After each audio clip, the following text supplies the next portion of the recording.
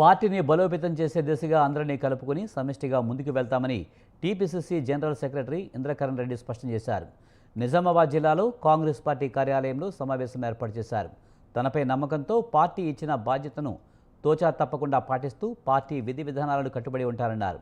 కష్టపడి పనిచేసిన వారికి గుర్తింపు వస్తుందని చెప్పడానికి తానే నిదర్శనమన్నారు. అసెంబ్లీ ఎన్నికలకు ముందు 40 ఏళ్లుగా కాంగ్రెస్లోనే ఉన్నందున ఫలితం దక్కిందని, ప్రస్తుతం టీపీసీసీ జనరల్ సెక్రటరీగా పార్టీ తనకు సముచిత స్థానం ఇచ్చిందన్నారు. వచ్చే ఎన్నికల్లో పార్టీ గెలుపు కోసం నిరంతరం కృషి చేస్తామన్నారు. రైతుల గురించి లేని సేవలు చేస్తుంది కనుక ఈరోజు మీరే చూడండి. ఆ రోజు టీఆర్ ప్రభుత్వంలో వరి చేస్తే ఉరి అన్నారు, కానీ అట్లా రేవంత్ అయితే వరి చేస్తే ఉరి కాదు 500 సన్నవాళ్ళకి బోనస్ ఇచ్చాడు.